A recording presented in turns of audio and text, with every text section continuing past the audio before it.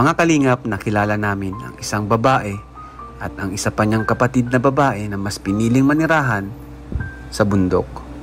Silang dalawa na lamang ang magkasama sa buhay dahil ang kanyang ina ay patay na at ang tatay naman ay nasa malayong lugar. Ako si Kuya Rab, Dara. Dito kami para makatulong kung ano man yung kailangan yung tulong. Siya yung kapatid mo?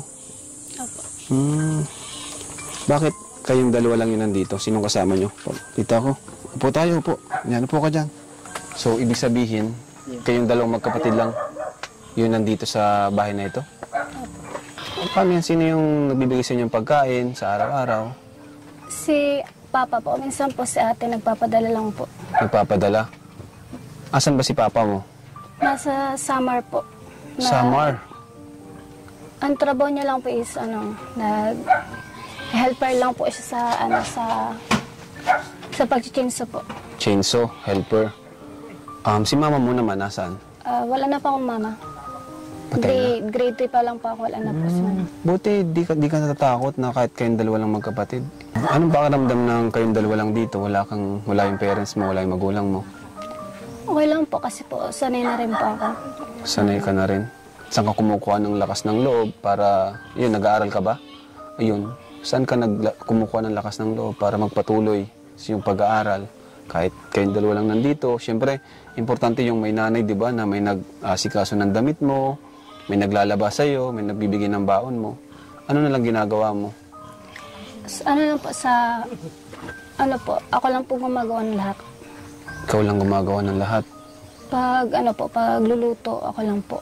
Tapos, 4 a.m. magising na po ako. Tapos, mag-aasikaso pa ako ng 5. Tapos, papunta na po akong school. Grabe. Itong kapatid mo? Sabay ko na po. Sabay mo na kayo? Galing naman Ilang taon ka na, Dara? 15 po. 15 years old ka. Ilang taon ka nang na kayo na lang yung magkasama dito? Matagal na? Tagal na po. Kaya sanay ka na rin. Ito bang bahay na to? Sinong gumawa nitong bahay na to?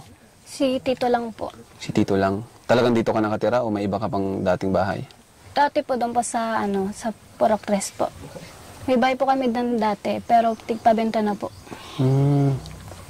Saan ang CR dito? Diyan lang po sa Diyan po sa may baybay na Grabe. Kumusta naman kayo magkapatid dito? Okay lang po. Okay naman. Total, andito naman ang kalingap, Sa tingin mo, ano yung pwede naming may tulong sa inyong magkapatid? Makatapos lang po ako sa pag-aaral. Tapos na sa pag-aaral? Yan lang po. So, pinaka-importante sa yung pag-aaral. Maliban doon sa pag-aaral, ano pa? Pwede naming may tulong sa inyo. Ano pangalan mo? Bea. Bea, taka si Dara. Ano pa sa tingin mo? Kahit po malit lang na bahay ka. Kahit malit lang. Para po pag-uulan, wala na pong magtutulo po dito sa bahay namin. Tumutulo ba dito? Natulog dito po, wala ta. Paano pag maulan, bumabagyo? Ano ginagawa niyong dalawa? Nagpupunta po kami doon sa tita namin. Di ba kayo nalulungkot dito na kayong dalawa lang? Minsan po, kasi po boring ganun. Pero may ka naman, cellphone. Meron po. Anong sinasabi? Kinakamusta ka naman ni Papa mo palagi na kumusta kayo dyan? Tumatawag man po. Tumatawag. Ba't ikaw mas pinili mo dito sa bundok na halos walang kapitbahay? Hindi ka ba natatakot dito? Bakit mas gusto mo dito tumira? Kasi po tahimik po. Tahimik. Ayaw mo bang sumama doon sa mga kuya mo, sa kapatid mo? Ayoko po.